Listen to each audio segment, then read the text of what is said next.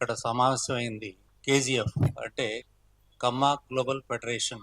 ఇది ప్రపంచ మహాసభలు జరగబోతున్నాయి రేపు సాటర్డే సండే హెచ్ఐసిసి ఇంటర్నేషనల్ సెంటర్లో. దానికి సంబంధించిన వివరాల కోసం ఈరోజు మిమ్మల్ని అందరినీ ఇక్కడ పిలవడం జరిగింది. మన KGF president and founder జెటి Kusum Kumar గారు దాని గురించి మీకు వివరిస్తారు. మీకు ఏమైనా డౌట్స్ ఉన్నా వివరాలు ఉన్నా కూడా మీరు కూడా క్వశ్చన్స్ అడగండి, సార్ ఆన్సర్ చేస్తారు. ఇక్కడికి విచ్చేసిన పత్రికా విలేకరులకి అందరికీ నా యొక్క నమస్కారం. కేజీఎఫ్ కమ్మా గ్లోబల్ ఫెడరేషన్ అనే ఒక సంస్థని మేము 6 నెలల క్రితం స్థాపించుకోవడం జరిగింది. దాని ఆధ్వర్యంలో శని ఆదివారాల్లో హైదరాబాద్ ఇంటర్నేషనల్ కన్వెన్షన్ సెంటర్ లో 2 రోజుల పాటు ప్రపంచ కమ్మ మహాసభలు ఏర్పాటు చేసుకోవడం జరిగింది. అంటే ఈ రోజుల్లో ప్రపంచం అనేది ఒక గ్రామం కింద మారిపోయింది. ఒక గ్లోబల్ విలేజ్ అనేది మనం అంటా ఉన్నాం. ఈ సందర్భంలో మిగతా సామాజిక వర్గాల కంటే ఎక్కువగా మా యొక్క కమ్మ సామాజిక వర్గం ప్రపంచ వ్యాప్తంగా విస్తరించి ఉన్న సామాజిక వర్గం. వివిధ రంగాల్లో ఎక్కడికక్కడ కమ్మ సంఘాలు అనేది ఏర్పాటు చేసి దాని ద్వారా సేవా కార్యక్రమాలు మా వాళ్ళు ఎంతో మంది ఎన్నో సంవత్సరాల నుంచి తరాలుగా చేసుకుంటూ వస్తున్నారు. ఒక ప్రపంచ వేదిక అంటూ ఒకటి అవసరమని భావించటం, దానిలో భాగంగా లైక్ మైండెడ్ కొందరు ముఖ్యులతోటి కలిసి దీన్ని మేము ఏర్పాటు చేసుకోవడం జరిగింది. దీన్ని ఏర్పాటు చేసి దీని యొక్క బ్రోచర్ లాంచ్ అయిన తర్వాత విత్ ఇన్ 24 అవర్స్ ప్రపంచం నలుమూలలా ఈ యొక్క బ్రోచర్ సర్క్యులేట్ కావటం, కొన్ని వేల మంది దాన్ని స్పందించి ఇటువంటి వేదిక అవసరం ఉంది, మనకు అవసరం ఉంది అని చెప్పేసి అడగటం మమ్మల్ని ఎంకరేజింగ్ గా మాకు చాలా ఉత్సాహాన్ని ఇచ్చింది. దీంట్లో భాగంగా మేము వివిధ రంగాల నుంచి చెందిన ప్రముఖులని ఒక 1500 మందిని, ఫస్ట్ మేము 1200 మంది ఆహ్వానితుల్ని ఆహ్వానం మేరకు పిలుద్దామని చెప్పేసి అనుకున్నాం. కానీ ఈ స్పందన చూసి అమెరికా, కెనడా, ఆస్ట్రేలియా లాంటి దాదాపు 23 దేశాల నుంచి, భారతదేశం నలుమూలల అన్ని రాష్ట్రాల నుంచి, ముఖ్యంగా మన దక్షిణాది రాష్ట్రాలైన తెలంగాణ, ఆంధ్ర, కర్ణాటక, తమిళనాడు రాష్ట్రాల నుంచి ప్రముఖులు, దాంతో పాటు కమ్మ సంఘాల్లో పనిచేస్తున్న అధ్యక్ష కార్యదర్శులు మేము పిలుస్తున్నాం. ఈ యొక్క స్పందనని, ఈ యొక్క డిమాండ్ చూసి దాని లోపలికి ఎంట్రీ మాకు కూడా పాసెస్ కావాలండి, మేము కూడా వస్తామని చెప్పేసి అని చూసి 1200 మందితో లిమిట్ చేద్దాం అనుకునే వాళ్ళము అది 2000 సంఖ్యకి మేము పెంచుకోవడం జరిగింది. ముఖ్యంగా మీరు అడగొచ్చు, ప్రపంచం అంతా అభివృద్ధి వైపు సాంకేతికంగా ఎంతో అభివృద్ధి చెందుతున్న టైంలో, వేరే గ్రహాల మీద కూడా అన్వేషణ మొదలవుతున్న టైంలో ఇంకా ఈ యొక్క కులం సంఘాలు ఏమిటి, ఈ కులాల అవసరం, ఈ కులాల సంఘాలతో అవసరం ఏముంది అనేది అడగొచ్చు. మీరు అడగముందే నా అంతా నేనే మీకు వివరణ ఇస్తా ఉన్నా.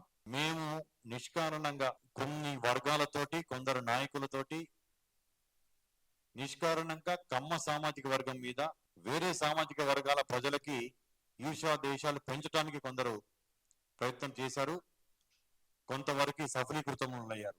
అందుకోసమే మేము ఇటువంటి ప్రపంచ వేదిక ఒకటి పెట్టుకొని దీని లక్ష్యాలు 3. ఒకటి, కమ్మ సామాజిక వర్గం ఈ సమాజానికి ఏం చేసింది చెప్పటం మొదటి లక్ష్యం, మొదటి ఉద్దేశం. మా వల్ల సమాజానికి ఏం జరిగింది మేలు అని చెప్తూ, సమాజంలో ఇంతకుముందు కూడా నేను కొన్ని పత్రికా సమావేశాలు ఏర్పాటు చేసుకుంటే కొందరు విలేకరులు అడిగారు, అన్నిట్లో మీరే అగ్రగణ్యంలో ఉన్నారు, సినిమా రంగం కావచ్చు, పత్రికా రంగం కావచ్చు, వ్యాపార రంగం కావచ్చు, రాజకీయ రంగాల్లో కూడా, హాస్పిటల్స్ కావచ్చు, విద్య, అన్నిట్లో మీరే ఉన్నారు కదా ఉన్నత స్థానంలో, ఇంకా మీరు ఏమి ఆశించేసి ఇటువంటి వేదిక పెట్టారు అని చెప్పేసి అడిగారు కొందరు. నేను దానికి ఇచ్చిన సమాధానం ఏంటంటే, నిజంగానే చాలా వాటిలో మా వాళ్ళు ఉన్నత స్థానంలో ఉండటం అనేది మీరందరూ చూశారు. కానీ వారి యొక్క శాతము 2-3%, 5% లోపే. మిగతా మెజారిటీ ఆఫ్ కమ్మర్స్ దిగువ దారిద్ర్య రేఖకి దిగువనున్న వాళ్ళు కూడా లక్షల మంది ఉన్నారు మా దాంట్లో. వాళ్ళకి ఎటువంటి ప్రభుత్వ ఫలాలు అందవు, వారికి ఎటువంటి యొక్క ఫెసిలిటీస్ ఉండవు. దిగువ మధ్య తరగతి కావచ్చు, ఇంకా దారిద్ర్య రేఖ దిగువనున్న వాళ్ళు కూడా చాలా మంది ఉన్నారు. వారిని అప్లిఫ్ట్ చేస్తూ, వారిని పైకి తీసుకురావడానికి పనిచేస్తూ, దాంతో పాటు సమాజానికి ఇతర వర్గాల వారికి కూడా మేలు ఆల్రెడీ చేశాము, ఇంకా చేస్తాము, చేయడానికి ఏమి మేధమదనం చేయాలనే దాని మీద వివిధ రంగాల్లో ఉన్న నిష్ణాతులతోటి కలిసి మేము ఈ యొక్క సమావేశాలు ఏర్పాటు చేసుకోవడం జరిగింది. దీంట్లో భాగంగా 2 రోజుల సమావేశంలో మేము ఏమి చేశాము, ఏమి చేయబోతున్నాం అని చెప్పడంతో పాటు మా వాళ్ళకి మేము చేసుకుంటూ, ముఖ్యంగా ఈ రోజుల్లో ప్రపంచవ్యాప్తంగా ఉన్న మా కమ్మ సంఘాల యొక్క అందరూ ఒక తాటి మీదకి వచ్చి ఐక్యత పెంచుకోవాల్సిన అవసరం ఉంది. నిన్నగాక మొన్న ఒక రాజ్యసభ సభ్యుడు కూడా మా కులంని విలేకరులు అనగానే పత్రికా రంగం అనేది 4th ఎస్టేట్ ఎంతో కష్టపడతారో మీరు ఒక వార్తను సేకరించడానికి. నేను ఎందుకంటే విలేకరుల యొక్క పక్షం నేను ఎందుకు తీసుకుంటానంటే, మా నాన్నగారు కూడా ఒక జర్నలిస్ట్ గా పనిచేశారు. ఈనాడు జర్నలిస్ట్ గా ఆయన 75 to 91 పనిచేశారు. జట్టి నాగేశ్వరరావు గారు ఆయన ఒక జర్నలిస్టు. ఈ పాషం యాదగిరి గారు వీళ్ళందరూ కూడా మా నాన్నగారి శిష్యుడు జర్నలిజంలో. ఆయన ఫ్రీడమ్ ఫైటరు. ఆయన ఇప్పుడు లేరు, స్వర్గస్థులై ఉన్నారు. అది కూడా నేను ఇంకొక లీడింగ్ ఛానల్లో కూడా నేను వ్యవస్థాపక భాగస్వామిని. అంటే పత్రికా రంగంలో నేను మీ వాడిని. నేను అతను మాట్లాడిన మాటలు విలేకరులని అరే ఒరే అని అంటూ, అరే వంశీ, అరే సీను అని అంటూ, ఒక కులాన్ని టార్గెట్ చేస్తూ, ఆ కుల మేనేజ్మెంట్స్ టార్గెట్ చేయటం అనేది అతని యొక్క కుసంస్కారానికి నిదర్శనం. అతను రాజ్యసభ పెద్దల సభలో ఉన్నాడు. అతని పేరు కూడా నేను ఉచ్చరించదలుచుకోవట్లేదు. ఆ పెద్దల సభకి పెద్దల సభ అనగానే దానికి గౌరవంగా ఉండేటట్టుగా ఉండాలి. కానీ అటువంటి సంస్కారహీనంగా మాట్లాడిన వాళ్ళకి అంతకుముందు కూడా చాలా మంది మా వాళ్ళ గురించి మాట్లాడటం జరిగింది. అనంతపురం నుంచి ఒక ఎంపీగా చేసి ఇప్పుడు మొన్న ఓడిపోయిన అతను కూడా చాలా కించపరుస్తూ మాట్లాడటం జరిగింది. దీన్నన్నిటికీ మా యొక్క ఐక్యత అనేది అవసరం. సమాజంలో మేము ఏం చేసామనేది చెప్పడానికి ఒక చిన్న ఉదాహరణ చెప్తాను మీకు. ఈ రోజు ఆంధ్ర, తెలంగాణ 2 రాష్ట్రాల్లో దాదాపు 10 జిల్లాలు, ఉమ్మడి జిల్లాల సంగతి చెప్తున్నాను, 10 జిల్లాలకి సాగునీరు, తాగునీరు, విద్యుత్తు అందిస్తున్న నాగార్జున సాగర్ డ్యామ్ కట్టడానికి కారణమైంది మా సామాజిక వర్గం చెందిన వాసిరెడ్డి రామ గోపాలకృష్ణ మహేశ్వర ప్రసాద్. ఆయన ముత్యాల రాజా అంటారు. ఆ రోజు నందికొండల మధ్య శ్వాస సిద్ధంగా ఉన్న ఈ యొక్క దాని మధ్యలో ఒక బౌద్ధార్థక సాధక ప్రాజెక్టు కట్టాలి అనే ఉద్దేశంతో ప్రపోజల్ పెడితే నాటి కేంద్ర ప్రభుత్వం దగ్గర నిధులు లేవు ఇటువంటి పెద్ద ప్రాజెక్ట్ కట్టాలంటే ఆయన తన సొంత నిధులు 52 లక్షల రూపాయలు ఆ రోజు ఆయన డొనేట్ చేయడం జరిగింది నాగార్జున సాగర్ డ్యామ్ కట్టడానికి. దాంతో పాటు 5,000 ఎకరాల అనే యొక్క పొలాన్ని కూడా, భూమిని కూడా డ్యామ్ లో సబ్మర్జ్ కావడానికి ఇచ్చేశాడు. అది కమ్మవారు చేసిన దాతృత్వం. ఇంకోటి కూడా గర్వంగా చెప్పగలం, ప్రభుత్వ రంగంలో వివిధ డిపార్ట్మెంట్స్ లో కావచ్చు, ప్రభుత్వ రంగ సంస్థల్లో ఇచ్చిన ఉద్యోగాల కంటే మా సామాజిక వర్గం చెందిన పారిశ్రామికవేత్తలు ఇచ్చిన ఉద్యోగాలు ఎక్కువ. ఇప్పుడు పత్రికా రంగం చూడండి, మహనీయుడు, ఒక మేరు పర్వతం లాంటి గొప్ప మనిషి రామోజీరావు గారు పత్రికా రంగమే కాకుండా ఒక ఇంటర్నేషనల్ ఫిలిం సిటీ స్థాపించి వేల మందికి, లక్షల మందికి ఉపాధి కల్పించాడు, డైరెక్ట్లీ ఇండైరెక్ట్లీ. అంటే దానివల్ల ఎంతమందికి అప్లిఫ్ట్ అవుతుంది, ఎన్ని సామాజిక వర్గంలో ఎంతమందికి మేలు జరుగుతుంది అనేది మనందరం చెప్పుకోగలం, ఊహించుకోగలం. మనందరికీ మన కళ్ళ ముందు కనిపిస్తా ఉంది. దీనిలో భాగంగా ఈ 2 రోజుల సమావేశంలో వివిధ రాష్ట్రాల నుంచి, దేశాల నుంచి అందరూ అతిథులు, ప్రత్యేక ఆహ్వానితులు అందరూ రావడం జరుగుతుంది.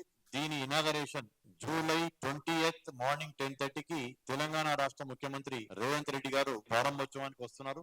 దీనిలో భాగంగా మా యొక్క పెద్ద పారిశ్రామికవేత్తలతో మేము ఒక ఇన్వెస్ట్మెంట్ సెషన్ కూడా ఒకటి ఏర్పాటు చేసుకున్నాం. పెట్టుబడుల సమావేశం. అంటే పెట్టుబడులు పెట్టడానికి ఆసక్తి ఉన్న వాళ్ళని ఆకర్షించడానికి, వాళ్ళ నుంచి పెట్టుబడులు పెట్టుకోవడానికి మన రాష్ట్ర ఐటీ అండ్ పరిశ్రమ శాఖ మంత్రి దుద్దిల్ల శ్రీధరబాబు గారిని కూడా ఆ పెట్టుబడులు దాని గురించి, గవర్నమెంట్ యొక్క పాలసీస్ చెప్పడానికి, గవర్నమెంట్ యొక్క ఆర్థిక విధానాలు, పారిశ్రామిక విధానం చెప్పడానికి 20వ తారీఖు 3 to 4 మధ్యలో జరగబోయే పెట్టుబడుల సమావేశానికి శ్రీధరబాబు గారిని కూడా ఆహ్వానించుకోవడం జరిగింది.